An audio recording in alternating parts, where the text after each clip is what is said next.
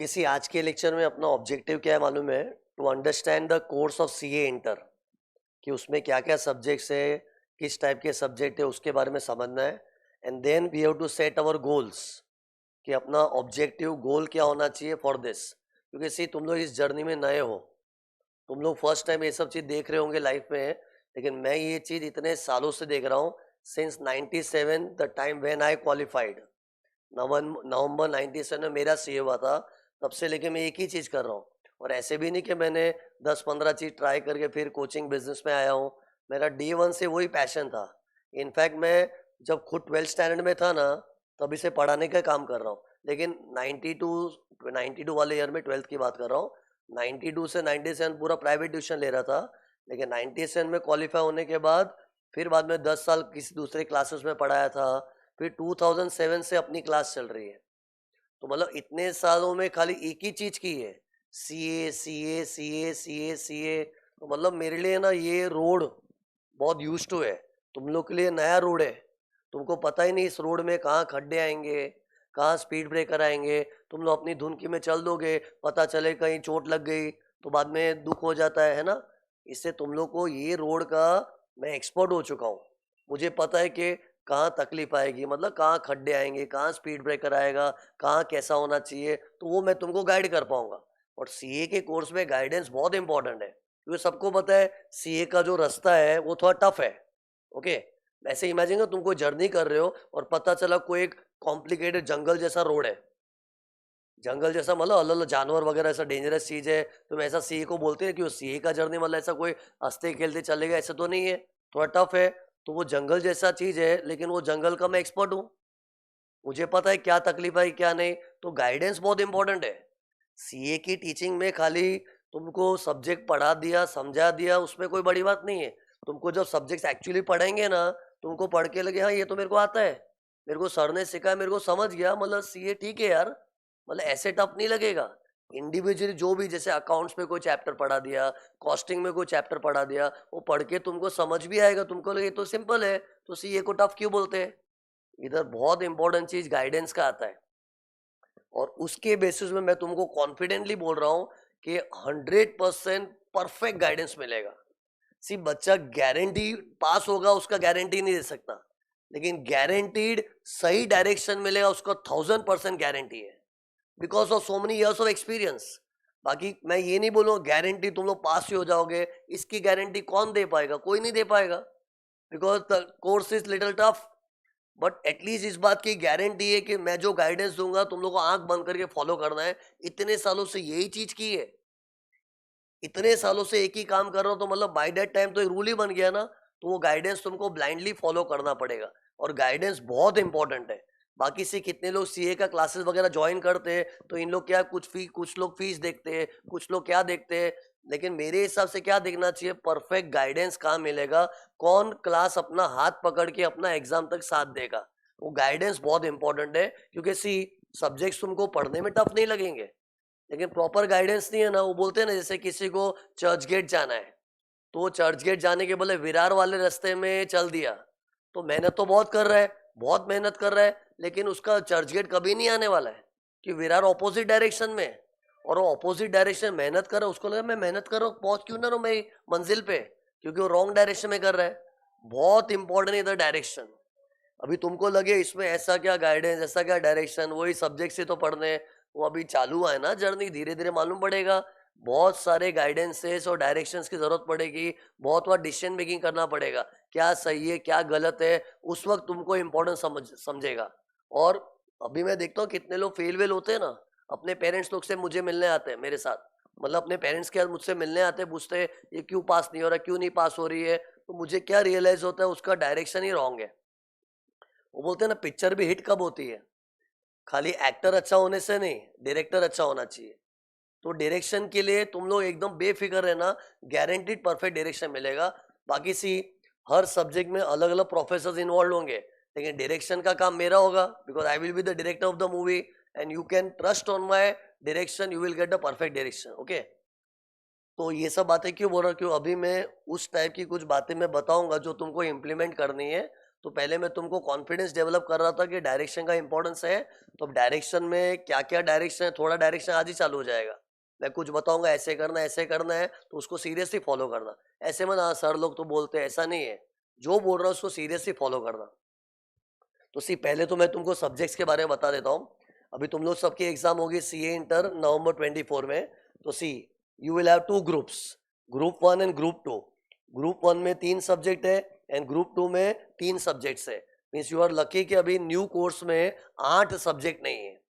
पहले 8 सब्जेक्ट थे, अभी क्या 6 ही सब्जेक्ट है। तो कहीं ना कहीं बच्चों का प्रेशर थोड़ा कट डाउन हो गया, लोड कम हो गया है। तो this is a benefit in the new scheme. और ये new scheme by the way मई 24 से ही अभी इफेक्टिव हुआ है। अब इसमें ना ग्रुप 1 में 3 सब्जेक्ट है। पहले एडवांस्ड अकाउंटिंग, ये पूरा प्रैक्टिकल है। लेकिन क्या इसमें न्यू स्कीम में इन लोग ने ना अकाउंटिंग स्टैंडर्ड्स होते हैं ना, वो ज्यादा डाल दिए। बाकी अपने अकाउंट सुनते क्या एक चैप्टर का अलग अलग सोचते, इश्यू ऑफ शेयर्स होता है, कंपनी फाइनल अकाउंट्स। खैर ये मैं सिलेबस नहीं बता रहा हूँ, जो चैप्टर तुम लोगों ने सुने हुए वैसे नाम ले रहा हूँ।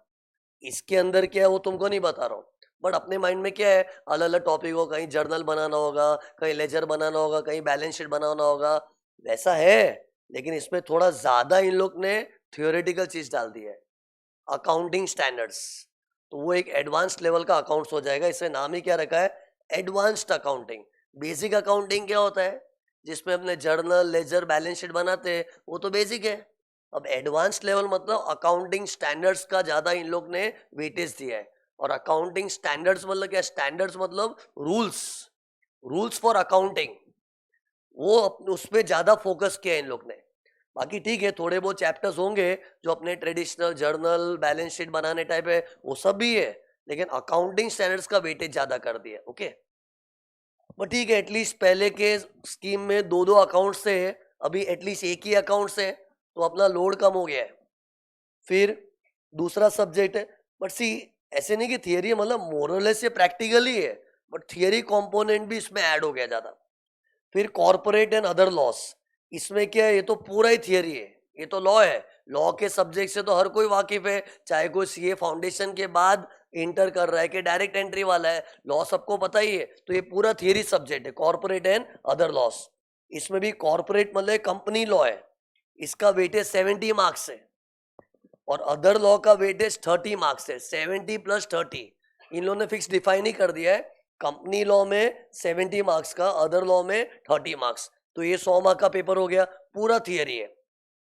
फिर टैक्सेशन, टैक्सेशन ये प्रैक्टिकल थियरी मिक्स्ड है, but more or less you can call it's a practical subject. और ये भी एक टाइप का लॉ है। इनकम टैक्स एक्ट 1961, जीएसटी का भी एक्ट है, ये एक्ट अपने को पढ़ना है इधर। तो इनकम टैक्स और जीएसटी 2 चीज है विद इन 1 सब्जेक्ट। ये 50 मार्क्स का है, ये 50 मार्क्स का है, टोटल हो गया 100 मार्क का। ओके, तो इस तरह से 100 300 मार्क का एक ग्रुप हो गया। ओके, तो अपने इधर है ना, थियरी बोले तो खाली यही मेन थियरी है, ये प्रैक्टिकल है। और सी वैसे भी स्टूडेंट लोगों को प्रैक्टिकल सबसे ज्यादा प्यार होता है कि उधर स्कोर करने के स्कोप होते हैं ना। तो अगर प्रैक्टिकल पूछो तो ये 2 प्रैक्टिकल हो गया। ओके, फिर ग्रुप 2 में कॉस्ट एंड मैनेजमेंट अकाउंटिंग। अभी cost and management accounting generally बच्चों को थोड़ा टफ लगता है। जैसे मैं भी जब सीए कर रहा था ना, मुझे कॉस्टिंग से बहुत डर लगता था। ये सबका ऐसा कोई जरूरी नहीं कि अभी बोल दिया तो तुम लोग भी डरना चालू कर दो जबरदस्ती। कोई कोई लोग बहुत पसंद भी है, मतलब अननेसेसरी साइकोलॉजिकल फियर मत बैठाओ। बट कहने का मतलब just sharing a general feedback, some people find little tough and some people find it simple. Okay, but ये पूरा प्रैक्टिकल ही है, पूरा प्रैक्टिकल है, कॉस्टिंग एंड मैनेजमेंट अकाउंटिंग। ठीक है, अगर किसी ने डायरेक्ट एंट्री वाला बच्चा होगा ना, तो उसने हमने ग्रेजुएशन में कॉस्टिंग वगैरह पढ़ा होगा, बट वो बहुत बेसिक लेवल का था। ये एकदम ही एडवांस लेवल का है, सडनली बहुत सारे चैप्टर आ जाएंगे कॉस्टिंग और मैनेजमेंट अकाउंटिंग को लेके। बट ये प्रैक्टिकल सब्जेक्ट एटलीस्ट ये अच्छी बात है कि इधर सम से सम सॉल्व करना, घिस घिस के प्रैक्टिस करना है। फिर ऑडिटिंग एंड एथिक्स, ये पूरा थियरी है। ओके, ऑडिटिंग पता है ना क्या होता है, मतलब बुक्स ऑफ अकाउंट्स को चार्टेड अकाउंटेंट जब चेक करता है ना, बिजनेस के बुक्स ऑफ अकाउंट जब सीए चेक करता है, दैट इज ऑडिटिंग। तो ऑडिटिंग कैसे होता है, ऑडिटिंग के जो रूल्स एंड रेगुलेशन है, वो पूरा थियरी के फॉर्म में सब्जेक्ट पढ़ना है। एंड नॉर्मली इधर है ना, लोगों को मार्क्स खींचना भारी पड़ता है। क्यों, रीजन बता रहा हूं, क्योंकि ये थियरी है। और आधे लोग की थियरी पढ़ने की स्टाइल क्या मालूम है, ऐसे समझ समझ के निकल लेते हैं। हाँ समझ गया ना, बस समझ गया क्या है, बाय हार्ट करना पड़ता है, और वो बाय हार्टिंग करना बंद कर देते। बचपन में अपने स्कूल में थे चुपचाप बैठ के रट्टा मारते थे, लेकिन वो चीज भूल गए। सी, बचपन में तो हम लोग समझे भी नहीं रट्टा मार लेते, लेकिन अभी तुमको समझना भी है, फिर रटना भी है। अंडरस्टैंडिंग तो चाहिए ही, कॉन्सेप्ट क्लियर होना चाहिए, क्या बोल क्या रहे सब्जेक्ट। अंडरस्टैंडिंग इज मस्ट, लेकिन बाय हार्टिंग इज ऑल्सो मस्ट। लेकिन सीए के लेवल में बच्चा क्या सोचता है, नहीं अभी तो मैं बड़ा हो गया हूँ, अभी तो मैं बड़ी हो गया हूँ, हाँ समझ गया ना, अपनी लैंग्वेज में लिख लूंगा। अरे समझ गया, हम लोग धोखे में है। कुछ समझा है ना तो बुक बंद करके बोल के बता। समझ गया ना, बोल के बता, बुक बंद कर बोल के बता। हवा टाइट निकलेगा ही नहीं आंसर। बोलने आना चाहिए बिगड़ देके। ये चीज कितने लोग नहीं करते। और ये मेरे पास है ना, कितने लोग 6 अटेम्प्ट के बाद फेल होते बाद में आते हैं ना, तो उनको रियलाइज कराना पड़ता है, तो लर्न नहीं करता। नहीं सर लर्न तो नहीं कर, इतना सारा कैसे लर्न करेंगे, इतना सारा सर याद कर देगा, हाँ, करना ही पड़ता है। अब लोगों को क्या लगता है इतना सारा कैसे याद होगा। अरे भाई अपने दिमाग में कोई 1 GB 2 GB का कार्ड है क्या, कि खाली 10 GB का स्टोरेज है, 15 GB का स्टोरेज है, अनलिमिटेड जीबी है। लेकिन हम लोग साइकोलॉजिकली अपने आप को लिमिट कर देते, नहीं इससे ज्यादा याद नहीं रहेगा, इससे ज्यादा याद नहीं रहेगा, तो बस अपने दिमाग में मेमोरी कार्ड खुद नहीं डाल दिया है। मेरा मेमोरी कार्ड 10 GB का, 5 GB बस। बॉस एक बात बताओ, हकीकत तो ये अपने दिमाग में ना अनलिमिटेड जीबी है, जितना चाहिए उतना स्टोर हो सकता है। लेकिन लिमिट आती है अपनी साइकोलॉजिकल प्रॉब्लम के कारण। और वो साइकोलॉजिकल प्रॉब्लम मैं तुम लोग की दूर करने का ठेका लिया हूँ। इधर धीरे धीरे तुमको गाइडेंस और सही डायरेक्शन देने वाले का इंपॉर्टेंस समझेगा। इधर मैं तुमको गारंटी देता हूँ, पूरा पॉजिटिव वाइब्स रहेगा, पूरा पॉजिटिव। कोई छोड़ने का सोचे छोड़ने ही नहीं दूंगा, कोई नेगेटिव बात करे होने ही नहीं दूंगा। इधर पूरा पॉजिटिविटी चाहिए, because I believe anyone can do it. Just because your past performance was बेकार, that doesn't mean your future is also बेकार। Past is dead. खाली पास्ट की मेमोरी दिमाग में है जो अपने को फ्रस्ट्रेट करती है बहुत बार, या फिर झूठा कॉन्फिडेंस देती है। कितने लोग को पास्ट की मेमोरी झूठा कॉन्फिडेंस भी देती है, नहीं तो मैं हमेशा तो टॉपर रहा हूं, मैं तो हमेशा टॉपर रहा हूं। वो मेमोरी उसको झूठा कॉन्फिडेंस दे रही है। और कोई कोई लोग का उल्टा है, नहीं पास्ट में तो मेरे रद्दी मार्क्स आए, हमेशा सड़े हुए मार्क्स आए, तो मेमोरी उसका कॉन्फिडेंस तोड़ती है। लेकिन मैं बता रहा हूँ तेरा पास्ट अच्छा है कि बुरा है, पास्ट इज डेड। और डेड चीज के बेसिस पे अपना फ्यूचर डिटरमाइन कर रहा है। सी, ये बहुत छोटी सी बात बोल रहा हूं, लेकिन थोड़ा फील करो इसको, बराबर है यार। मिस कल भी कुछ हुआ था ना तुम्हारे घर में या तुम्हारी लाइफ में, वो मर चुकी है चीज, खाली उसकी याददाश्त है। और वो याददाश्त अच्छी बनी है तो मूड अच्छा है, याददाश्त बुरी बनी है तो मूड खराब है। लेकिन मैं बताऊँ क्यों मूड को अफेक्ट कर रहा है उससे, वो खत्म हो चुका है। पास्ट को डिलीट करना सीखना पड़ेगा। अभी तुम लोगों ने अपना लाइफ में रीसेट का बटन दबा, रीसेट। जो मेरा स्कूल कॉलेज कैसा था भाड़ में गया, अब मुझे कुछ करके दिखाना है। पूरा रीसेट करके फ्रेश स्टार्ट लेना लाइफ में। और अभी अगर तुम डिसाइड करोगे मुझे ये करना है वो करना है, सब कुछ कर पाओगे। एनीवेज, मैं तो मेन इधर ऑडिट की बात कर रहा था, ऐसी दूसरी सब बातें करता हूँ बाद में। पहले ऑडिटिंग का तो क्या था कि इधर लोग क्या है खाली समझ समझ के करते, 40 मार्क भी नहीं खींच पाता। ओके, तो इसमें पास होना टफ लगता है, क्यों? क्योंकि सब्जेक्ट इतना टफ नहीं है, लेकिन अपना पढ़ने का तरीका गलत है। इसको लर्न करना पड़ता है, याद करना पड़ता है। सी, मैं ये नहीं बोल रहा ऐसे ऐसे आंख बंद कर रट्टा मारना, समझना इज मस्ट। फिर उसको रट, याद भी कर, अपनी लैंग्वेज डेवलप होती है।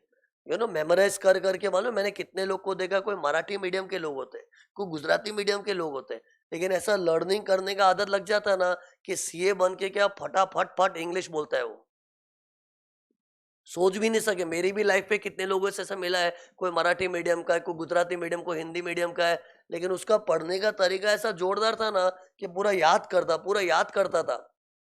और बाद में जब फिनिश प्रोडक्ट की तरह बाहर निकला सीए बन के, उसकी क्या इंग्लिश है। अच्छे इंग्लिश मीडियम वाले भी उतना अच्छी तरह नहीं बोल पाते। तो मतलब ये अपने को उस प्रोसेस में इन्वॉल्व होना पड़ता है, you can achieve that targets. तो इन शॉर्ट, ऑडिटिंग में लर्न करना जरूरी है। और एफएम और एसएम में ये देखो, ये है 50 मार्क का फाइनेंशियल मैनेजमेंट, ये पूरा प्रैक्टिकल है। और ये स्ट्रेटेजिक मैनेजमेंट, ये पूरा थियरी 50 मार्क्स का, 50 + 50। ओके, ये प्रैक्टिकल और ये theory. Financial management most of the student के लिए एकदम ही नया टाइप होगा। हाँ थोड़ा बहुत आइडिया होगा, कोई कोई ग्रेजुएट बच्चों को बड़ो हल्का फुल्का आइडिया होगा, लेकिन more or less this is complete new thing for you. But ये पूरा प्रैक्टिकल है और ये थियरी स्ट्रैटेजी मैनेजमेंट। ओके, तो ये 100 300 हो गया। एक्चुअली देखने हैं ना, इसको 2 सब्जेक्ट की तरह ट्रीट कर लो, इसको भी 2 सब्जेक्ट की तरह। तो बोलने के लिए 6 लेकिन है तो 8 सब्जेक्ट जैसा ही। बट पहले तो और भी ज्यादा था, पहले तो 8 का 11 सब्जेक्ट हो जाता था, ऐसा है। लेकिन अभी क्या है, बोलने में 6 लेकिन ऐसे गिनोगे तो 8 हो गए। 8 समझा कैसे? इन दोनों को मैं, भले एक सब्जेक्ट 100 मार्क का लेकिन 50-50 है, दोनों अलग ही फैमिली है, इनकम टैक्स और जीएसटी। इन लोग ने भले एक 100 मार्क का पेपर बनाया लेकिन एक्चुअली 2 अलग सब्जेक्ट है। उसी तरह ये भी 2 अलग सब्जेक्ट है। तो अपने इधर एक्स्ट्रा एक सब्जेक्ट निकल गया ना, तो एक तरह से 8 सब्जेक्ट बोलना चाहिए। ओके, पर पेपर 6 होंगे। अब सब में तुमको पासिंग का सिस्टम पता है। एक से तुम लोग देखा प्रैक्टिकल में क्या क्या था, ये प्रैक्टिकल हो गया, ये प्रैक्टिकल हो गया, ये प्रैक्टिकल हो गया और ये वाला पार्ट प्रैक्टिकल हो गया। तो प्रैक्टिकल का अच्छा खासा वेटेज है। थियरी देखनी है तो क्या है, ये लॉ है, ऑडिट है और एसएम है। और थियरी कम है मतलब अपने स्कोर तो कर ही सकते हैं, लेकिन ऐसा कुछ नहीं, लोग थियरी में भी तोड़ते हैं। जैसे अभी सीए फाइनल का रिजल्ट आया ना, मेरे 2-3 बच्चों को रैंक आया हुआ है। अब रैंक आया तो उन लोगों को थियरी में भी 70 मार्क्स आए हुए, वो भी फाइनल का। और सी इन लोग कोई ऊपर से थोड़ी आए, वो भी इंसान है अपने से। जब वो लोग ला सकते हैं, हम भी ला ही सकते हैं ना, क्यों नहीं ला सकते? लेकिन अपने को वैसा माहौल नहीं मिला होगा। एक अच्छा माहौल बनेगा तो अपने वो सब अचीव कर पाएंगे। अब है ना, सुनो, ये सब में पासिंग का सिस्टम तुम लोग को पता होगा, कोई कोई लोग को पता है, कोई कोई लोग को नहीं पता है, लेकिन एक बार बता देना सही है। सब में मिनिमम तुमको 40 मार्क्स तो लाना ही है। 100 में से मिनिमम 40 पासिंग मार्क है, मिनिमम 40। लेकिन तुम लोग को 40 आ भी गया ना तो भी तू पास नहीं कहलाया जाएगा। एवरेज 50% बनना चाहिए। और एक ग्रुप का दूसरे ग्रुप को अलग रखना है। जैसे ये देखो, ये ग्रुप को देखो, इधर तुमको तीनों सब्जेक्ट में 40 मार्क आ जरूर गए, लेकिन फिर भी तू पास नहीं कहलाएगा। पास कब होगा? जब तेरा ये टोटल है ना 300 मार्क का, उसमें 150 टोटल बनना चाहिए। लेकिन 40 आया तो टोटल तो 120 हुआ ना, 40 120। लेकिन अपना टोटल 150 होना चाहिए, 50% चाहिए, 50%। तो 50% चाहिए तो अभी क्या करना पड़ेगा? हर एक में 40 से काम नहीं चलेगा। किसी में 40 है तो किसी में 60 आ जावे, या फिर किसी में 70 आ जावे, कहीं एक्स्ट्रा मार्क खींचना पड़ेगा, क्योंकि अपना ओवरऑल टोटल आउट ऑफ 300 क्या होना चाहिए? 150। ओके, 50% आना ही चाहिए मिनिमम। और इंडिविजुअल सब्जेक्ट का 40। तो ये पासिंग क्राइटेरिया है। और ये क्यों बताना पड़ रहा है? ऐसी जो सीए फाउंडेशन के रूट से आया ना, they know these things in advance, but there are many students of direct entry. अब डायरेक्ट एंट्री वालों के लिए तो सीए की दुनिया ही पहली बार आई है। तो उन लोग को बताना पड़ता है कि पासिंग का सिस्टम क्या, minimum 40 marks in each subject and overall percentage क्या बनना चाहिए? 50%। ओके, और सी इधर ऐसा भी होता है, ये देखो, मान लो तुमको इधर 40 एग्जैक्ट 40 आया 100 में से, तो ऐसे देखने आए तो तुम फेल हो गए ना, कि टोटल कितना बन रहा है? 120, which is not making 50%। But मान लो इधर तुमने जोरदार परफॉर्मेंस दिया, 60 तो इधर टोटल कितना हो गया? 180। एक सेकेंड, ये 40 और ये 60 तो टोटल 180 हो गया। और इस ग्रुप का टोटल क्या था? 120। तो अपने पास ग्रुप 1 में मार्क्स की कमी है, लेकिन ग्रुप 2 का मार्क्स हम लोग एडजस्ट कर सकते हैं। ग्रुप 2 में भगवान की दया से तुझे अच्छे मार्क्स आ गए। कितना है? 60 180। जबकि पासिंग क्या है? 150। तो एक्स्ट्रा 30 मार्क्स का है ना, वो इधर सेट ऑफ कर सकते हैं। ग्रुप सेट ऑफ बोलते, ग्रुप सेट ऑफ मतलब एक ग्रुप का दूसरे ग्रुप इंटरनल एडजस्टमेंट करना अलाउड है। ओके, बट मिनिमम 40 आना चाहिए। मतलब ऐसा नहीं कि इन लोग इस ग्रुप में तेरे को 40 आया ना, ये ग्रुप तो तेरा बिगड़ गया ना, चल हट। ऐसा नहीं है। ग्रुप 2 दिया है ना तूने, इधर इंपॉर्टेंस होता है दोनों ग्रुप देने का। अगर सोच बच्चे ने सेकेंड ग्रुप की एग्जाम ही नहीं दी होती, क्योंकि इधर है ना अपने ऑप्शन भी है, ग्रुप वाइज भी एग्जाम दे सकते हैं। चाहिए तो मैं ग्रुप 1 की एग्जाम दूं, चाहिए तो मैं ग्रुप 2 की एग्जाम दूं, चाहिए तो मैं दोनों ग्रुप की एग्जाम दूं, ऐसे ऑप्शन है। देना अपने को दोनों ग्रुप ही चाहिए, लेकिन कितने लोग क्या बोलने के बावजूद भी एक ही ग्रुप दे के आते हैं। तो सोच, इसने अगर एक ही ग्रुप दिया था तो इसका तो फेल हो गया। 40-40-40 मतलब 50% तो बना ही नहीं ग्रुप 1 में, और ग्रुप 2 तो दिया ही नहीं। और वही अगर ग्रुप 2 दिया होता और उसमें अच्छा परफॉर्मेंस निकल गया होता तो वहां का एक्स्ट्रा मार्क इधर एडजस्ट कर सकते हैं अपने। तो ये एडवांटेज होता है। तो सी, बातों बातों में मेरा नेक्स्ट पॉइंट आ गया, you should go for both groups. You should go for both groups only. Passing criteria समझ गया ना? Minimum 40 each subject and overall percentage 50% बनना चाहिए। ओके, बट सी ये मिनिमम है। अपने माइंड में टारगेट होना चाहिए 70-70-80 लाने का। तुम लोग मालूम मन में हंस रहे होंगे सोच के, बड़ी बड़ी बातें करे, खाने का काम थोड़ी है बॉस, बड़ी बात करना ही पड़ता है। जब बड़ी बात करते हैं ना, समाज मजाक उड़ाता है, लेकिन उससे बड़ा सोचने से ही बड़ा मिलता है। लेकिन अगर तुम पहले से ही छोटा छोटा सोचोगे तो क्या मिलेगा? लाइफ में अपने जो मांगते हैं ना उससे कम ही मिलता है। तुम मांगेगा इतना इतना तो क्या मिलेगा? कुछ भी नहीं मिलेगा। मांग ज्यादा, इच्छा तो रख। सोचने में क्या जाता, सपना देखने में क्या जाता है, पूरा ही नहीं होगा ना। आधा तो मिलेगा, कुछ कुछ तो मिलेगा। लेकिन पहले से अपने ख्वाब ऐसे, नहीं नहीं भी प्रैक्टिकल ये सब सीए भी होता नहीं है, इतना इतना मीडियोकर रद्दी सोच रखोगे, कुछ भी हाथ में नहीं आएगा। तो अपने को यू डू, बोलते हैं ना, dream for the sky so that you can reach the chimney post. और सिंपल लैंग्वेज है, dream for the sky, at least you will reach the terrace of the building. Building के टेरेस पे तो पहुंचेगा, लेकिन तू आसमान पे उड़ने का सोचेगा तब जाके टेरेस पे पहुंचेगा। लेकिन सोचेगा नहीं, आसमान पे उड़ना कोई मजाक थोड़ी है, स्काई खाने का काम है। ऐसे ही सोचोगे ना तो बाद में नहीं नहीं मैं तो बिल्डिंग की टेरेस पे पहुंचते सोचूंगा, बिल्डिंग की टेरेस पे भी नहीं पहुंच पाएगा, 2-3 माला चढ़ के फ्लैट। तो अपने को dream for the sky so that you reach the terrace of the building. तो वैसा ही होता लाइफ में। तो ये दोनों ग्रुप देने का ही सोचना है।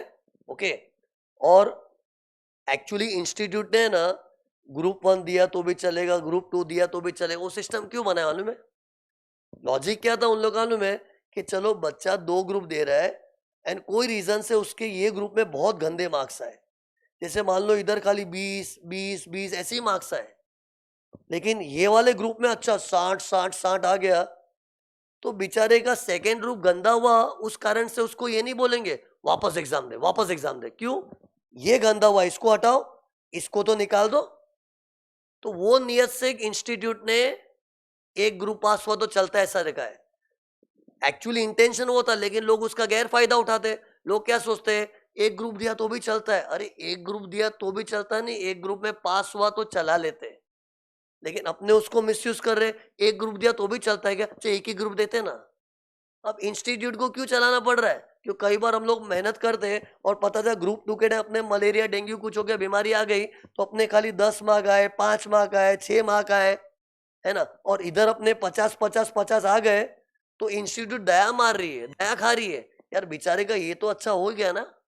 अब बिकॉज ऑफ उसका सेकेंड ग्रुप बिग रहा है, उसको ओवरऑल फेल कर देवे। सीनो ओवरऑल देखेंगे तो फेल ही हो जाएगा। अरे ओवरऑल मतलब 6 को पूरा यूनिट बना के देखेंगे तो भाई ये क्या मार्क्स है, ये दे, ये क्या मार्क्स है, तो फेल कर देंगे। लेकिन उन लोग ने ग्रुप 1 को अलग रखा है कि चल जान दे, ये गंदा हुआ तो गंदा हुआ, ये ग्रुप तो अच्छा हो गया ना, चलिए पास हो गया। वो सोच से इन लोग ने एक ग्रुप इंडिविजुअली पास हुआ तो चला रहे, लेकिन उसका मतलब थोड़ी अपने को एक ही ग्रुप देना चाहिए। सी तुम लोग ये सब बातों का इंपॉर्टेंस नहीं समझेगा, लेकिन धीरे धीरे तुम लोग की जर्नी चालू होंगी ना, मार्केट में तुम लोग को है ना, मैंने कहा तुम लोग जंगल में सफर कर रहे हो, एक जंगल जैसी जर्नी ही ऐसी है। ऐसा कोई सीधा साधा रोड थोड़ी है, थोड़ा टफ है। लेकिन जंगल में तुमको आदिवासी लोग मिलते हैं मालूम है? तो तुम्हारी जर्नी में भी तुमको आदिवासी लोग मिलेंगे, और वो तुमको है ना गुमराह करेंगे। क्या बोलेंगे? एक ही ग्रुप देने का, दूसरा ग्रुप क्यों दे रहा है दो दो, एक ग्रुप दे शांति से, 3 पेपर अभी दे, फिर 3 पेपर बाद में दे, आराम से कर। कौन सी खाई है? 6 पेपर देगा, शायद कुछ भी हाथ में नहीं आएगा, 3 ही पेपर दे। सुनने में कितना अच्छा लगता है, 3 ही पेपर देना बस, फिर तो पास ही हो जाऊंगा। ये जिस वक्त कोई बोले ना 3 पेपर देना, सुनने में अच्छा लगता है, लेकिन अपने उतने ही लीनियंट हो जाते हैं। आज अगर मैं भी तुमको बोल दूं ना, छोड़ ज्यादा टेंशन मत ले, अभी नवंबर में एग्जाम आएगी अपनी, 3 ही पेपर देना बस। तो अगर मैंने 3 पेपर का तुम्हारे माइंड में फिट कर दिया, और तुम लोग तो बच्चे हो, तुम लोग कन्विंस करना कौन सी बड़ी बात है। और 3 पेपर जिसमें पढ़ाई कम करनी पड़े वो तो मैं चुटकी में कन्विंस कर पाऊंगा। बोले हाँ यार 3 ही पेपर देना चाहिए यार, अच्छा है।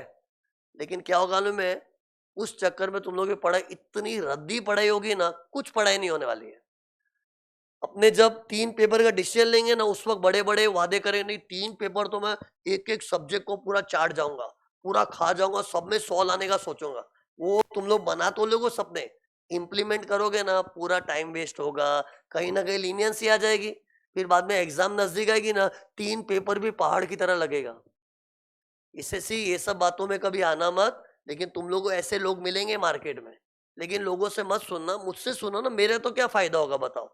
मुझे तो क्या है, कोई बच्चा एग्जाम नहीं भी दे तो मेरे को क्या है, मेरे को मेरा फीस दे के चला जा बस, मेरे को क्या फर्क पड़ेगा? इससे सी कभी भी कोई डिसीजन मेकिंग करना है, किसी की बातों में मत आना, क्योंकि सीए को लेके ना मार्केट में बहुत नेगेटिव थिंकर लोग पड़े हैं। और खास करके मालूम है, किसी के 3-3 4-4 5-5 अटेम्प्ट हो जाते हैं ना, बार बार फेल होते हैं। वो लोग क्या बोल रहे हैं, अरे भाई बहुत टफ है सीए ये। अभी उसने ऐसी खबर फैला दी बहुत टफ है।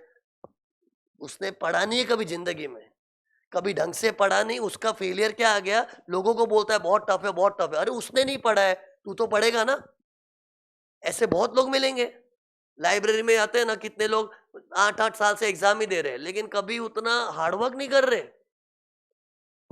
सच्ची बताओ ना, अगर ईमानदारी से किसी ने मेहनत की है ना, उसको इंस्टीट्यूट फेल नहीं करेगा। ईमानदारी से पढ़ाई किया तो। कितने लोग बोले नहीं पढ़ा, मैं तो पढ़ा था, मैं तो फेल ही हो रहा हूँ, मैं तो बहुत मेहनत कर रहा हूँ। अरे अपने क्या करते हैं में, एग्जाम के 1 महीने पहले की जो हार्डवर्क है ना, उसको याद रखते हैं। नहीं नहीं, रात रात भर जागता था, पूरी पूरी रात जागा हुआ मैं तो। लेकिन वो एग्जाम के 1-2 महीने पहले, एग्जाम के 1-2 महीने पहले ना, गधा घोड़ा सब भाग रहा होता है। बोलती ना एग्जाम आ गई, भागो भागो, पढ़ो पढ़ो, सब भाग रहे होते हैं। लेकिन गधे में और घोड़े में फर्क है ना। गधे लोग भी पढ़ते ही लास्ट में, नहीं नहीं उनको पता नहीं कितनी मेहनत की थी, पूरी रात भर जागता था। लेकिन लास्ट का 1 महीना पढ़ा हो तो सब पढ़ते हैं, 1 महीना 2 महीना। जबकि इसमें अपने को स्टार्टिंग से पढ़ाई करनी पड़ती है। और ये सच्चा ईमानदार हार्ड वर्कर होता है ना, उसको हिम्मत नहीं है कोई फेल करेगा। और इंस्टीट्यूट ने आज तक ऐसा नहीं किया है कि कोई डिजर्विंग बच्चे को भी फेल कर दिया हो। तू डिजर्व करता है, तेरे को मार्क्स मिल के रहेगा, you will get the result. But कहीं ना कहीं अपने कुछ प्रॉब्लम होती है, तो अपने को डायग्नोस करके उसके ऊपर वर्क करना चाहिए। बाकी ऐसे जबरदस्ती फेल करेंगे ऐसा सिस्टम नहीं है इधर। तो सी, दोनों ग्रुप ही अपने को देना है, ग्रुप 1 ग्रुप 2। ऐसा कभी डिलेमा में आना मत, क्योंकि सी जिस दिन डिलेमा आ गया ना, तुम लोग का मेहनत उतना अच्छा नहीं होगा। पहले से दिमाग में ना अपने को 2 ग्रुप ही देना है। ये सिस्टम जो गवर्नमेंट क्या, इंस्टीट्यूट ने रखा है ना, उसका मिसयूज मत करो। वो तो ये सोच के रखा है, चल एक तो निकल गया तो चल एक तो निकल जाए, नेक्स्ट टाइम सेकंड ग्रुप ही देना खाली। But for us there are only 6 subjects which you have to pass. College में कभी था ऐसा माइंड में? कॉलेज में जितने सब्जेक्ट है सब पास करने पड़ते थे, स्कूल में जितने सब पास करने पड़ते, तो करो बस। इधर भी 6 का 6 करना है, बस दोनों ग्रुप ही एक साथ देना है। तो इसकी पहली कसम खानी है। मैंने आज का लेक्चर रखा है इसके लिए।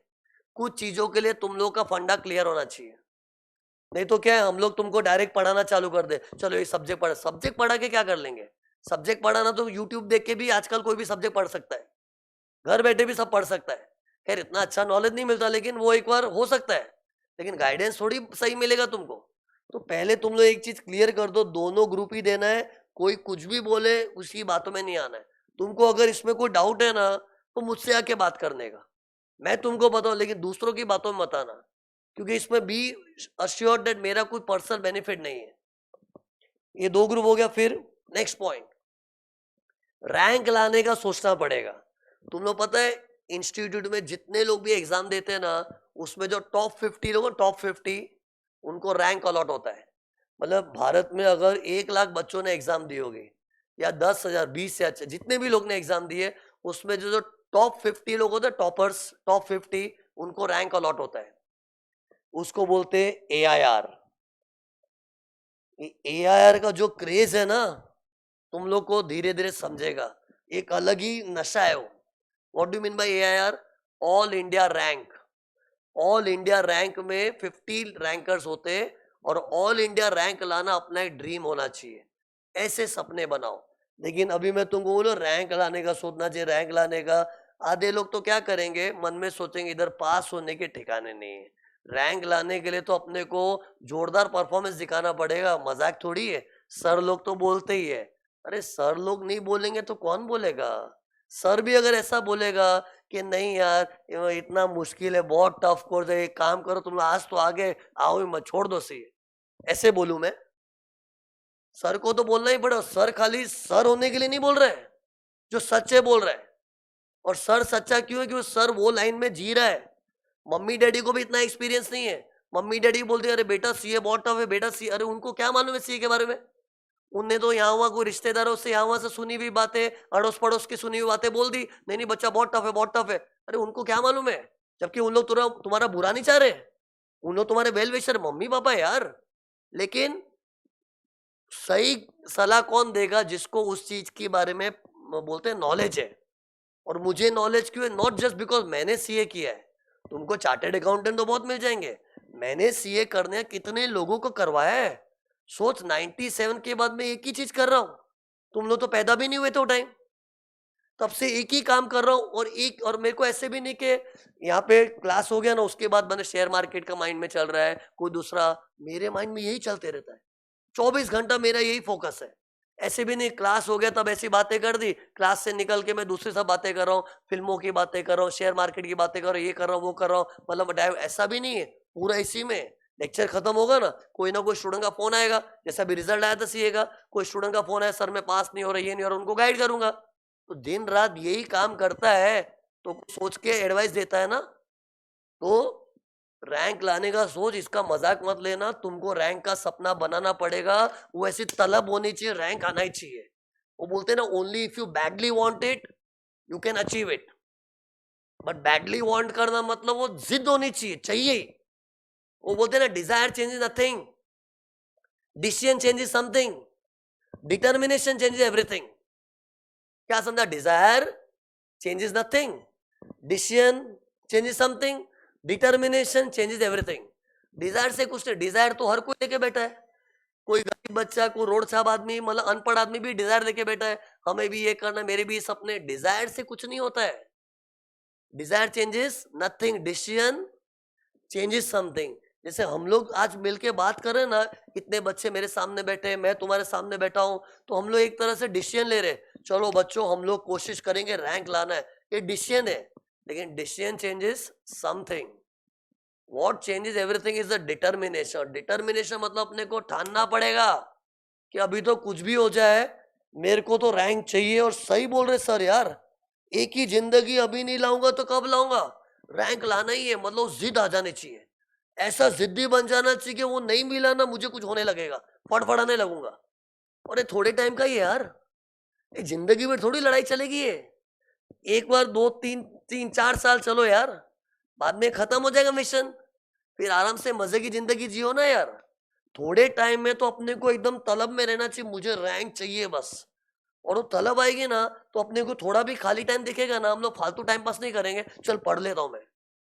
सी, एक तुमको खाली वो तलब बनाने के मुझे रैंक चाहिए, वो आ गया ना, everything will fall in place. कैसे करना है, कैसे करना है, वो तलब ही तेरे को वैसा कर देगी। आज सोचो ना, अपने को कोई चीज का ऐसा पागलपन होता है, तुम लोग खाली टाइम मिलता है, जैसे किसी बच्चे को गेम खेलने का नशा चढ़ा है, मोबाइल में गेम खेलने का नशा चढ़ा है, तो थोड़ा भी खाली टाइम मिलेगा ना मोबाइल लेके बैठ जाएगा ना। वो तलब है, वो नशा है, चाहिए ही बस। तो जैसे ही मौका मिलेगा गेम खेल लेगा वो। तो वैसे ही तुमको पढ़ाई का आएगा, तो तुम लोग भी जैसे ही मौका मिलेगा ना, जैसे कोई फैमिली वाले बाहर जाने का सोच रहे ना, एक काम करो, फैमिली वाले बाहर जा रहे तो घर खाली अच्छी पढ़ाई हो पाएगी, जाओ जाओ जाओ पढ़ लो। हम लोग वैसे मौके ही ढूंढेंगे। इन शॉर्ट तुम लोग को एक चीज डेवलप करनी है, rest all thing will fall in, and that is the determination कि मुझे चाहिए। और क्यों नहीं होना चाहिए बताओ? क्यों नहीं होना चाहिए? क्योंकि ये चीज मिलने के बाद तुमको जो लाइफ में इंपॉर्टेंस मिले, तुम्हारी इज्जत ही चेंज हो जाएगी, तुम्हारी वैल्यू अलग हो जाएगी। जिस दिन मेरा रिजल्ट आया था ना, 11 जैन 98 का दिन था, 11 जैन 98, इंस्टीट्यूट की चर्च गेट में ऑफिस है ना, वहां जाके रिजल्ट देख के आया था। उधर वहां पे ना ब्लैक बोर्ड के ऊपर ऐसे लिस्ट लगती है सबकी, तो लिस्ट में मेरा नाम था, शिरीष व्यास, बोथ ग्रुप्स, बोथ। बोथ देख के मैं पागल हो गया, मतलब वो बोथ वर्ड देखने का जो सुकून है ना, इट्स अमेजिंग। आज तक वो फीलिंग जिंदा है। एंड बाद में लगा, इमीडिएट मेरा अगला थॉट क्या था ना, जिस दिन मैंने बोथ देखा, यार कल तक मैं सादा स्टूडेंट था, अभी मैं चार्टर्ड अकाउंटेंट हूं। वो फीलिंग मुझे आज भी याद है। गया वो दिन 11 जैन 98, लेकिन आज भी वो फीलिंग याद है। और उस वक्त तो हम लोग के टाइम तो रैंक आया कि नहीं बताते भी नहीं थे वो टाइम तो बहुत ये देख के पागल हो गया था। ये सीए बन गया, सीए बन गया, ऐसी खुशी हुई थी ना।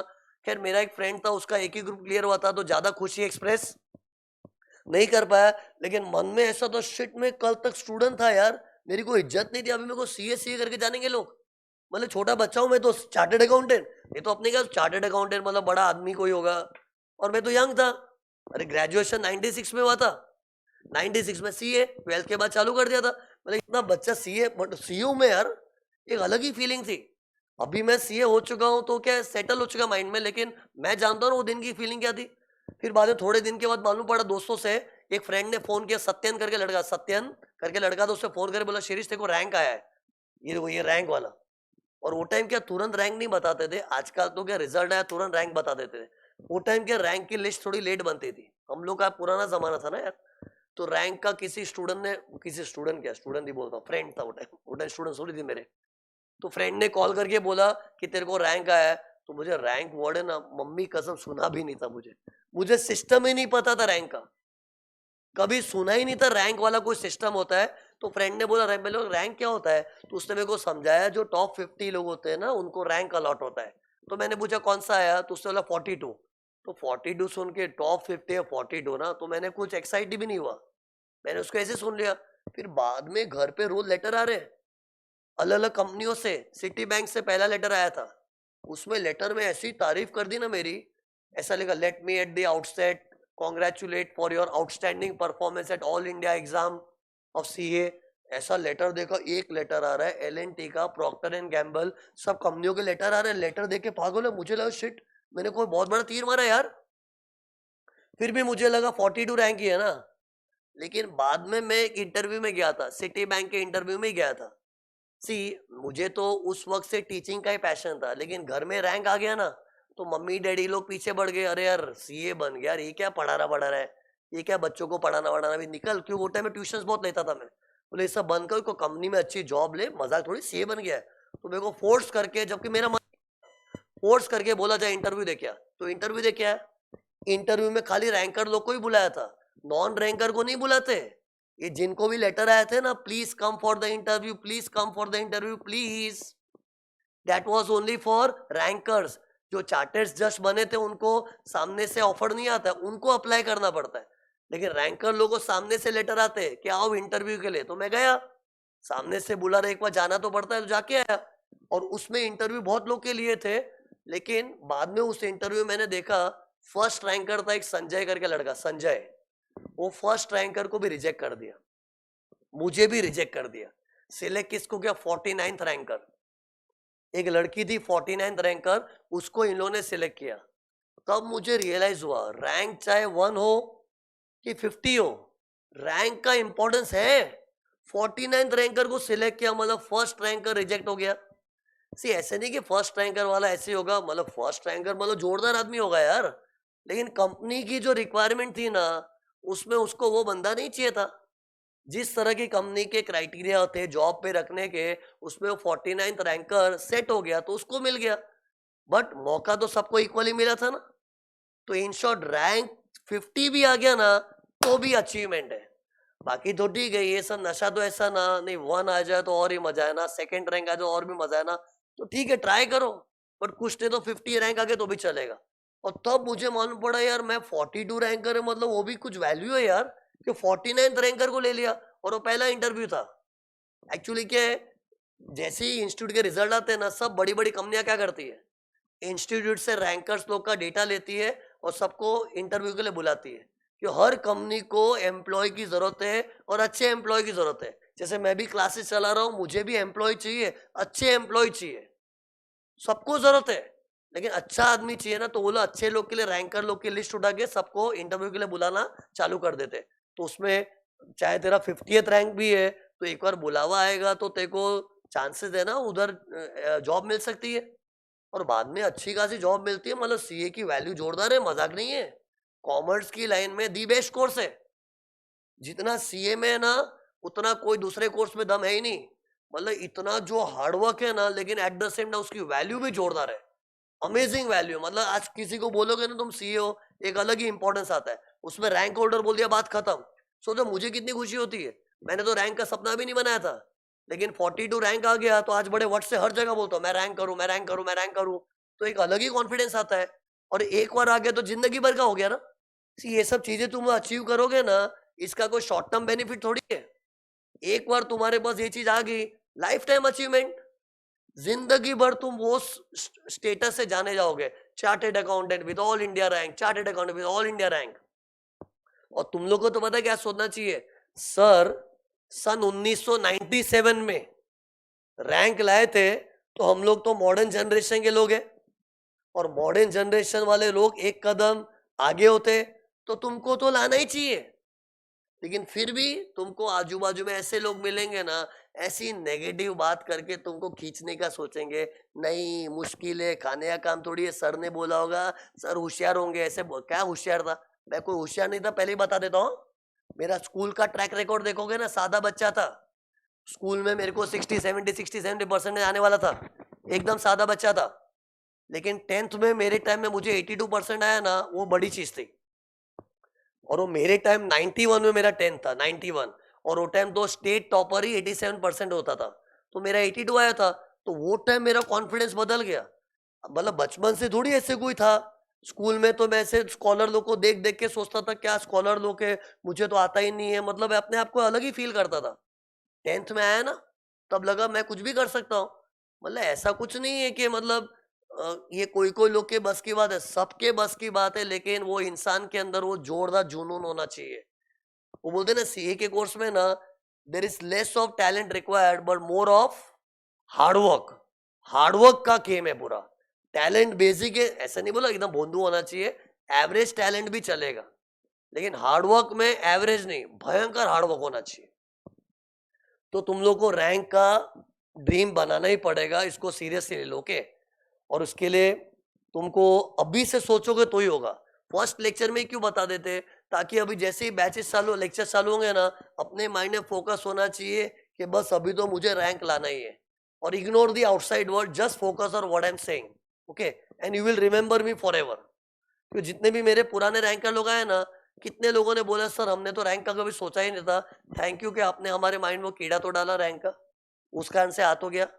और कितने लोग ने ऐसा भी मेरे को फीडबैक दिया पुराने बैचेस में कि सर आप क्लास में रैंक रैंक का बोलते थे ना, हमको लगता था सर तो क्या बड़ी बड़ी बात कर दे, ऐसा करते ये करते, लेकिन सर आज मेरा रिजल्ट में रैंक आया ना, तो मुझे लगता सर जब मुझको आ सकता है तो किसी को भी आ सकता है। तो आप जो सर क्लास में बोलते हो ना, बोलना बंद मत करो, बोलते रहो। तो मैंने बोला मुझे तो मालूम है, लेकिन वो मेरे को आके बोले कि सर बोलना बंद ना कर दे कहीं, सर बोलते रहो। क्योंकि उसने अपना एक्सपीरियंस बताया कि मैं जब क्लास में बैठती थी तो मुझे लगता है ऐसा क्या बड़ी बात है, सर बोल रहे ठीक है, अपने बस की बात नहीं है। से हर ड्रीम ऐसा ही होता है, जब जब तक अपने पास नहीं होता अपने लगता है ये दुनिया लोग के लिए बना है, मेरे लिए नहीं बना है। हर एक को ऐसा लगा है, जितने भी बड़े बड़े अचीवर है ना, किसी को कभी ऐसा नहीं लगा है कि नहीं ये चीज मेरे लिए बनी है। हर इंसान को ऐसा पूरा क्वेश्चन मार्क ही था कि क्या ये चीज मुझे मिल सकती कभी, क्या मेरे जैसे इंसान के लिए ये पॉसिबल है। सभी को ऐसा लगा होगा, अंबानी को भी ऐसा लगा होगा। जिस दिन अंबानी ने अपना एम्पायर सेटअप किया होगा, धीरू भाई अंबानी की बात कर रहा हूँ, उस वक्त उसको कोई भगवान बता के नहीं गए थे अरे तू अंबानी बनने का, तेरा सब मस्त हो जाएगा, तू कर, तू सपने देख, तेरा होने वाला है। कि हर एक इंसान की लाइफ में अनसर्टनिटी थी। तुम लोग भी बैठे बैठे सोच रहे सर बोल रहे ठीक है, सर ने काफी एग्जाम्पल दिए, बहुत लोग की लाइफ में वो होगा, लेकिन उनकी लाइफ में होता, मेरी लाइफ में तो अरे अपनी लाइफ में तो सबको क्वेश्चन मार्क ही लगता है ना यार। लेकिन फेथ का मतलब क्या है, वो क्वेश्चन मार्क के अंदर अपने को सर्टनटी दिखनी चाहिए, yes होगा। वो भरोसे में आगे बढ़ना पड़ता है, और तेरे पास कोई ऑप्शन ही नहीं है but to trust the process, कि होगा मतलब होके रहेगा। बाकी तुम लोग सोचोगे नहीं, तुमको तुम्हारे केस में कुछ सर्टनटी, सर्टनटी किसी को नहीं मिलेगी। तुम लोग को, हर इंसान को जो लग रहा है ना, हर बड़े, शाहरुख खान को भी वही लगा होगा। शाहरुख खान बन गया, तुम्हें शाहरुख खान की बात अलग है, लेकिन शाहरुख खान जब अपना करियर चालू किया होगा तो उसके सामने भी कोई क्लियरिटी थी कि वो बड़ा फिल्म स्टार बनने वाला है? नहीं पता था। He was struggling with full uncertainty, but he did what it wanted, he did it in got it. लेकिन ये चीज अपने नहीं, अपने से नहीं, वो तो शाहरुख, अरे शाहरुख खान बाद में बना है, लेकिन जब वो स्टार्ट किया था जर्नी, वो टाइम उसके दिमाग में भी एक क्वेश्चन मार्क ही था। तो वैसे तुम लोग के माइंड में क्वेश्चन मार्क है, लेकिन वो क्वेश्चन मार्क का अपने को पूरा कॉन्फिडेंस होना चाहिए, फुल स्टॉप लगेगा उधर। क्वेश्चन मार्क की जगह फुल स्टॉप लगेगा, yes I am a ranker, all India ranker. वो तुमको अचीव करना पड़ेगा। और अपने आप को मत सोचोगे नहीं मैं तो अभी तो टीवाई वाला स्टूडेंट हूँ, ग्रेजुएट वाले बच्चे अपने आप को अंडर एस्टिमेट करते हैं कि उनको क्या लगता है, कितने लोग तो 12th के बाद ही चालू कर दिए, ये कर दिया। ऐसा कुछ नहीं है। ग्रेजुएट बच्चा भी तोड़ के दिखाता है, हर एक में पोटेंशियल है। तुम्हारा पास्ट मर चुका है, फ्यूचर तुम्हारे सामने, अब तुम उसको जैसे बनाओगे, उसको जैसे मोल्ड करोगे वैसे बन जाएगा। अब इट इज योर चॉइस। बोलते हैं life is all about choice, your choice decides your destiny. वो सुना, life is sentence which starts with B, ends with D, in between there is C. ये डायलॉग सुना होगा, बहुत फेमस है। Life is a sentence which starts with B, ends with D, in between C. मतलब क्या है? B birth, D death, in between C for choice. Your choice decides your life. अब समझा, life is a sentence which starts with B, ends with D. Birth, ABCD आता है ना, क्या होता है? ABC होता है, और C क्या होता है? Choice. And choice decides the sentence of your life. Okay, तो चॉइस वैसा करना है। अभी तुम लोग चूज करोगे ना, अभी जो यहाँ से क्लास से निकलने का कितने लोग बोलेंगे सर तो बड़ी बड़ी बात बोल दी, अभी मजाक थोड़ी है। कितने लोग ऐसे भी सोचते हैं। कितने लोग अपने आप को इतना लोग गिरा के रखते हैं ना, नहीं ऐसा बड़ी बात, ऐसा उसका चॉइस है, ऐसे सोचेगा और ऐसे सोचेगा वैसे ही काम करेगा। और कितने लोग बोले हाँ यार सर बोल तो रहे, सर का क्या फायदा यार, सर को क्या मिल जाएगा, सर ने हमारे से फीस ली है पढ़ाने की, तो पढ़ा तो देंगे ना ये लोग, तो सर को क्या मिलेगा, मैं रैंक लाऊं पढ़ाई करूं, सर को तो फीस से मतलब होना चाहिए। लेकिन सर ने फिर भी इतना इंसिस्ट करके बोला ऐसा कि मतलब कुछ तो होगा, चल मैं कुछ करूंगा। कल तक मेरी सोच कुछ भी थी, अब मैं अपनी सोच बदल के एकदम पूरा पॉजिटिव होके तोड़ने के लिए, अचीव करने के काम करूंगा। तो ऐसी चॉइस कर दी तो उसकी जिंदगी बन जाएगी। मेरे को तो कुछ भी नहीं फर्क पड़ेगा। मेरे तो स्टूडेंट जो पुराने रैंक लेके कहाँ ना कहाँ यूएस में बैठा है, कोई कनाडा में बैठा है, तो उन लोगों को मेरे से क्या, मेरे को क्या मिलने वाला उनसे? मेरे को लाके कुछ पैसा कमा के लाके देते हैं। वो अपने सेटल्ड है। कभी लिंक्डइन पे, इंस्टाग्राम में ऐसे मैसेज करे, sir I was a student of 2009, I was a student of 2011, and I am in this company that company. Okay good, keep it up. मेरे को थोड़ी कुछ दे रहे, खाली खुशी होती है हाँ मेरा बच्चा देखो कहाँ ना कहाँ पहुंच गया, लेकिन मुझको थोड़ी कुछ मिलने वाला है, मुझे कुछ नहीं मिलेगा। It is your life. See मैं तो क्या सोचता हूँ, सीए के कोर्स में ना सही डायरेक्शन दिखाने वाला चाहिए। ये मैंने काफी टाइम से सीख लिया है, इसलिए मैं थोड़ा ज्यादा हो जाता हूँ, भाई तू कर, रैंक लेके आ कैसे भी करके, दोनों ग्रुप दे दे। अब इसके लिए सी अपने जब लेक्चर चालू होंगे ना, एक सिस्टम बना लेना, जो क्लास में पढ़ा है ना उसी दिन क्लियर करके पूरा थरो कर दो। जैसे मान लो तुम कोई ऑडिट के लेक्चर में कोई चैप्टर पढ़ा दिया, तो घर पे जाके पूरा उसको रट रटा के खत्म कर डालो। ऐसे नहीं कि ठीक है समझ गया ना फिर देखेंगे, ऐसे समझ समझ क्लास अटेंड कर करके कुछ नहीं होने वाला है। क्लास सब अटेंड करते हैं। सी तुमको शेड्यूल भी थोड़ा हार्ड वर्किंग लगेगा। ये थोड़े टाइम के क्या क्या, क्या होगा मालूम है, फाउंडेशन वाले बच्चों का कॉलेज भी होगा। फाउंडेशन वाले बच्चों का सुबह कॉलेज होता है ना, फिर यहाँ पे 8-8 घंटा लेक्चर बैठेगा। उतने ही में उसको क्या लगेगा, मैं कितना हार्ड वर्क कर रहा हूँ, कितना हार्ड वर्क। और उसको हार्ड वर्क की गिनती में लेना ही मत। क्यों, कॉलेज जाना, क्लासेस में 7-7 8-8 घंटा बैठना हर कोई कर रहा है। और जो हर कोई कर रहा है तो उसमें तू भी कर रहा है, तो कौन सी बड़ी बात है। हर कोई तो सीए नहीं बनता।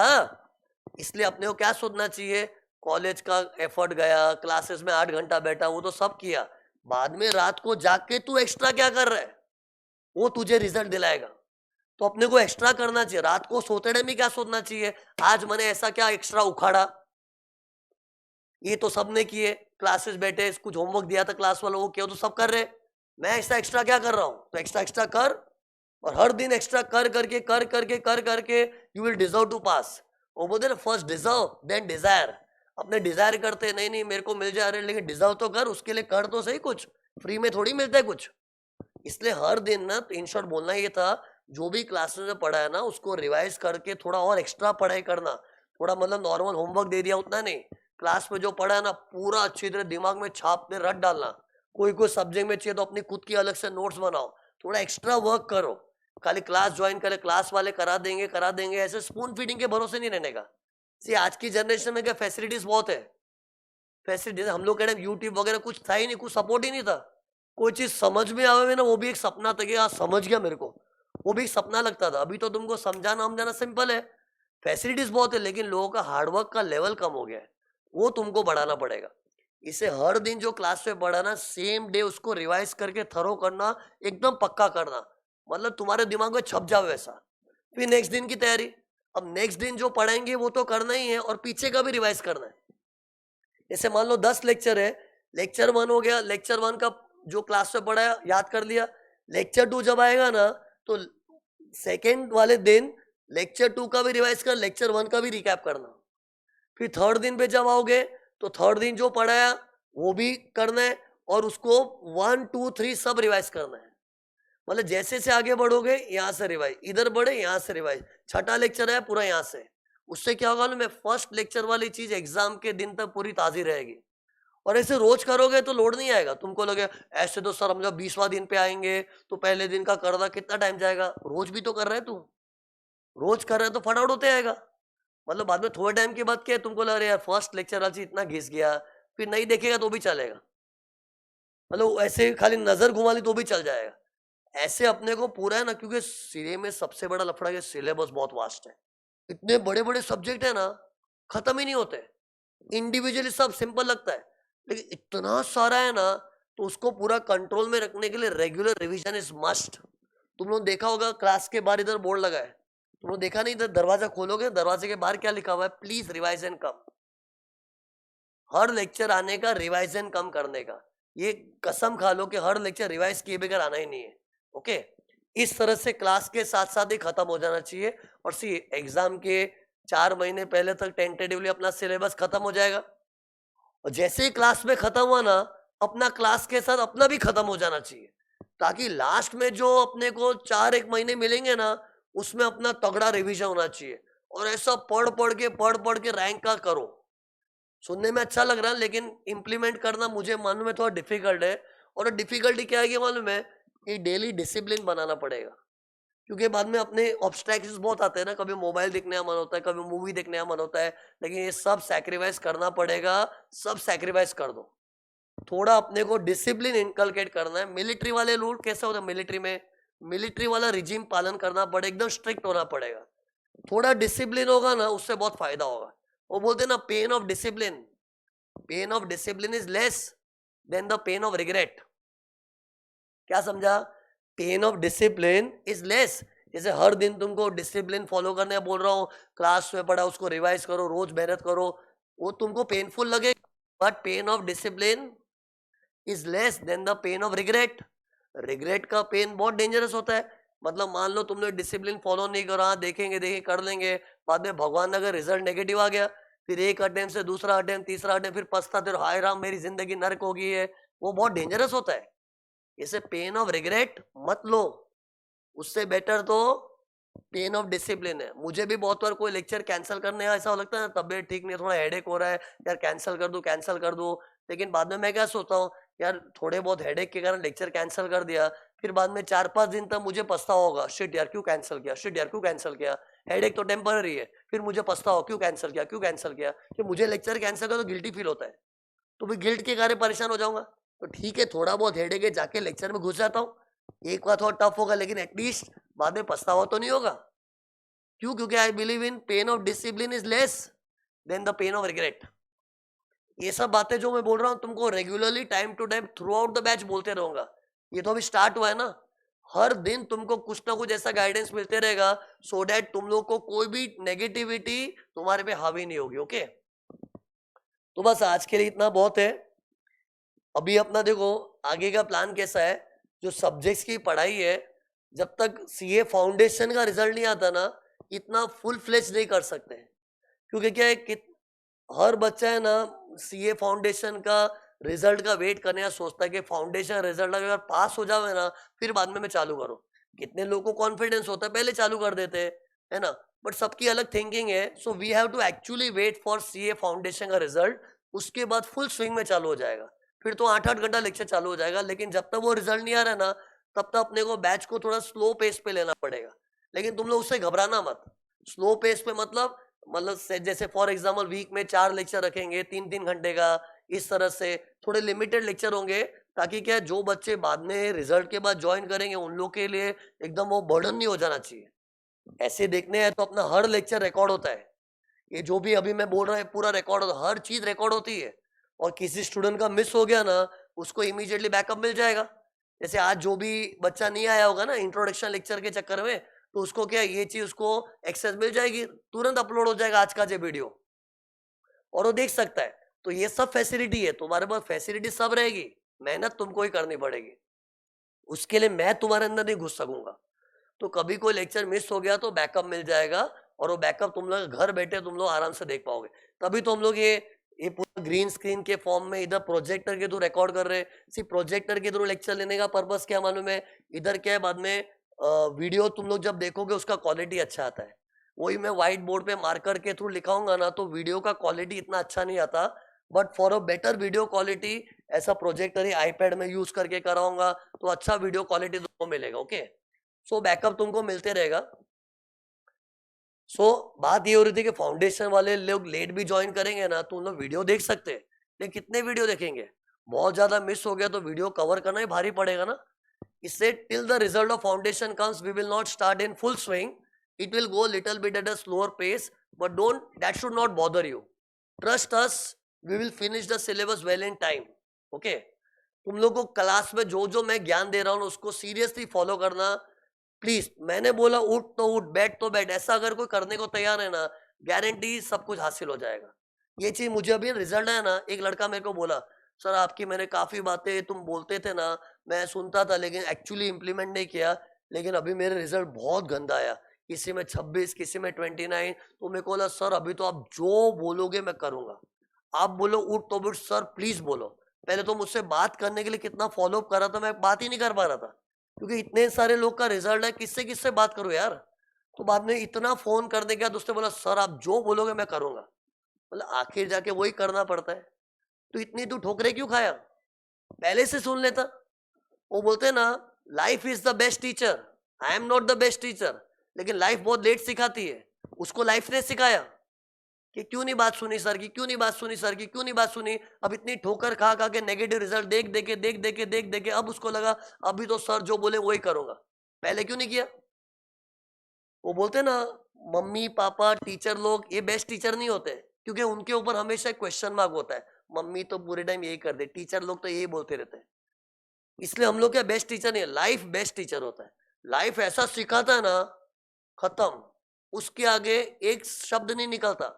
लेकिन लाइफ की प्रॉब्लम क्या, लाइफ बहुत लेट सिखाती है, और इतना लेट सिखाते टाइम निकल गया है।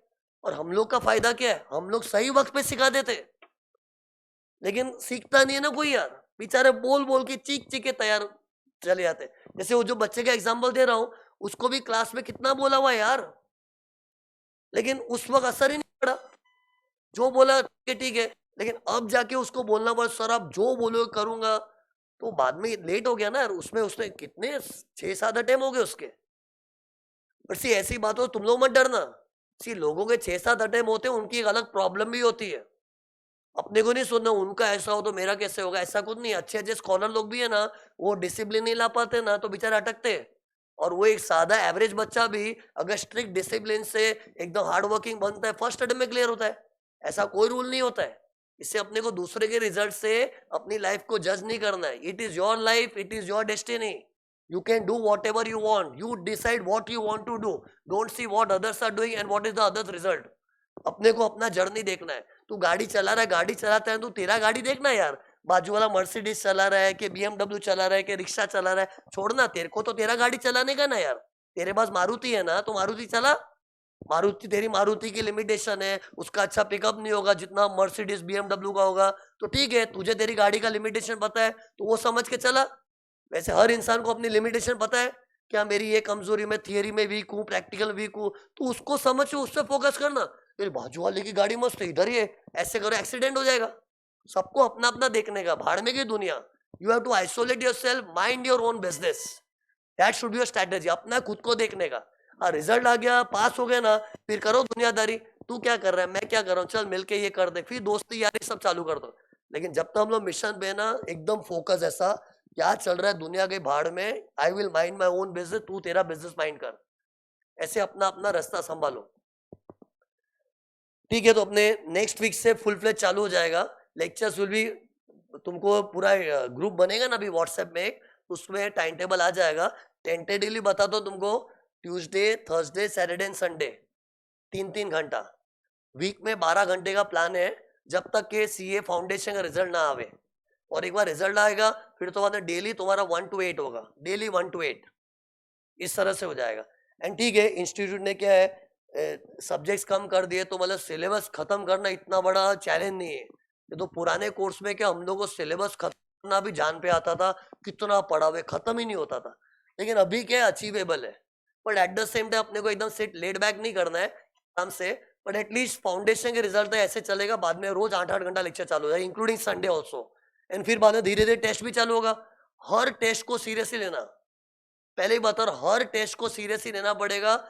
टेस्ट लेकिन तुरंत नहीं चालू होगी, लेकिन थोड़ा कुछ पढ़ तो ले एक बार, फिर बाद में टेस्ट चालू होगा। हर टेस्ट को सीरियसली, क्यों हर टेस्ट में करते करते करते के बाद में मेन एग्जाम अपने को नया नहीं लगेगा। लेकिन अपने तुम क्लास की टेस्ट को लाइटली लोगे तो मेन एग्जाम भारी पड़ेगी, लेकिन वो सब बाद में चालू होगा।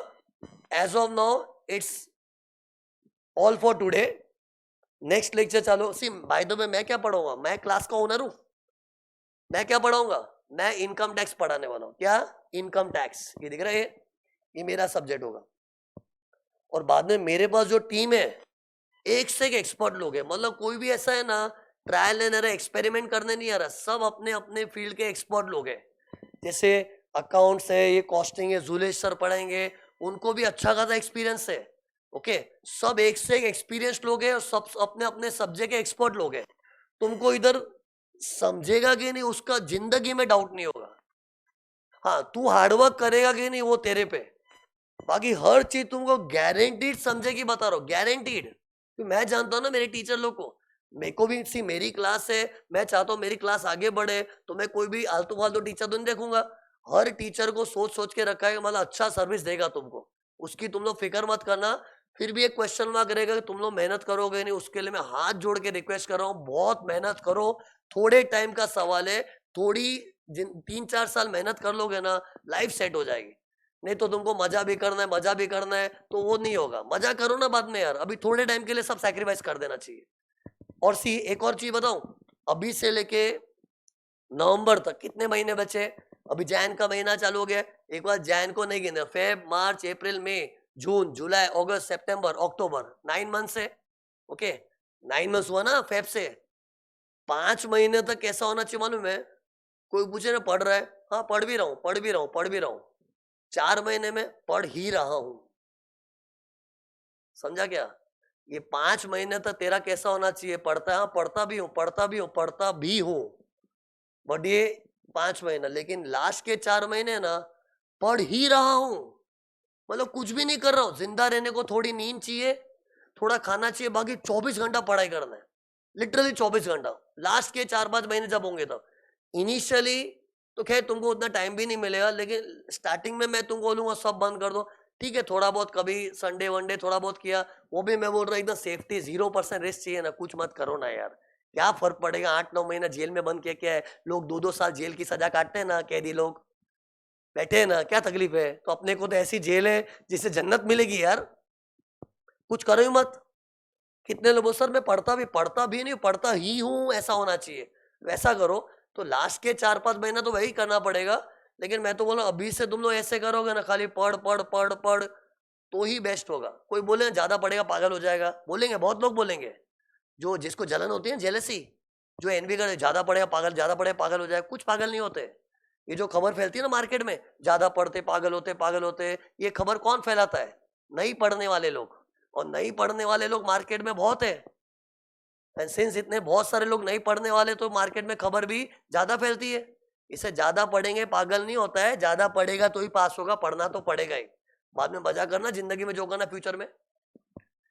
ठीक है, ऐसे तो मैं बोलना चालू तो रुक नहीं सकता हूँ मैं, क्योंकि मुझे ऐसा है ना इस कोर्स को लेके कि मुझे हर एक को सीए बनाना ही है, अंदर ऐसा रहता है, इसलिए मैं रुक भी नहीं पाता हूँ। लेकिन अभी रुकना पड़ेगा, कम ऑन कंट्रोल। बाद में रेगुलर लेक्चर्स होंगे तो भी टाइम टू टाइम तुमको डोज देते रहूंगा, ताकि वो डोज मिलते रहेगा ना, मोटिवेशन बहुत जरूरी है। वो डोज मिलते रहेगा, तुम लोग के अपने गोल से भटकोगे नहीं। ओके, ठीक है, will continue next week. Okay तब तक अगर जो लोग भी एडमिशन लेने का सोच रहे हैं उनको बोल दो, एंड ट्रस्ट मी, किसी को भी डिलेमा है उनको बोलो he will be in safe hands. तो इधर मेरा ऑब्जेक्टिव क्या है, मैं ऑल्दो मैं बिजनेस कर रहा हूँ लेकिन प्रॉफिट मेकिंग मेरा सेकेंडरी ऑब्जेक्ट होता है। लोगों को बस मेरी बात कन्विंस कराना मेरा प्राइमरी ऑब्जेक्ट होता है, और मैं मेरी बात कैसी चीज कन्विंस कर रहा हूँ जिससे तुम्हारा फायदा है, वो मेरा प्राइमरी ऑब्जेक्टिव होता है। Obviously coaching class I am doing for running the business and to earn profits, but that is not कि मैं उसी के लिए कर रहा हूँ, that is an incidental thing. But main thing इधर जो बच्चा है ना उसको सही दिशा देने की मेरे को जिद हो जाती है। तू बस कर, कोई मेरे सामने लड़ ले ना, सर मैं एक ही ग्रुप दूंगा, मैं पीछे ही पड़, दोनों ग्रुप देना पड़ेगा। तो मुझे कुछ गलत होता सहन नहीं होता, तू कर। और तुम लोगों को मेरे उसके ऊपर एक्सपीरियंस के ऊपर डाउट है ना, गूगल में रिव्यूज देख लेना, आज ही जाके गूगल में रिव्यूज देखना, जितने भी रिव्यू ने एक एक रिव्यू ऑनेस्ट रिव्यू है, मेरे हर पुराने बच्चे ने ऑनेस्टली मेरे बारे में लिखा है, वो पढ़ना। फिर एक बार मेरे पे ट्रस्ट आ गया ना, फिर बाद में आंख बंद करके हर बच्चे को बोलो इधर आके ज्वाइन कर, सेफ हैंड में है तू।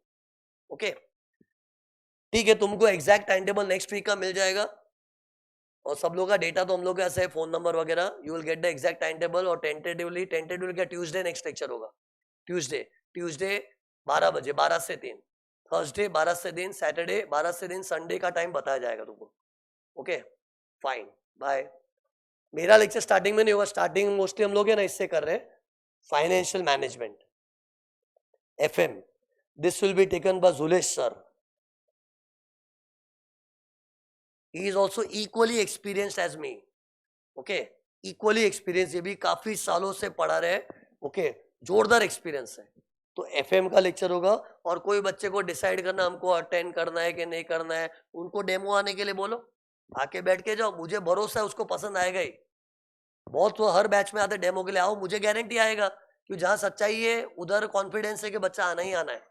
तो किसी को भी सोचना है तो उसको लोग फर्स्ट लेक्चर आके तो बैठ सकता है, एक लेक्चर 2 लेक्चर बैठ के आवे, पसंद आवे तो ही ज्वाइन करना है। सो ये FM का लेक्चर होगा Tuesday, it will be 12 o'clock। Okay bye. अब फीस स्ट्रक्चर का किसी को डाउट है इधर ऑफिस में देख लो ना, फीस स्ट्रक्चर वगैरह कैसे, मोड ऑफ पेमेंट वगैरह ऑफिस वाले बता देंगे।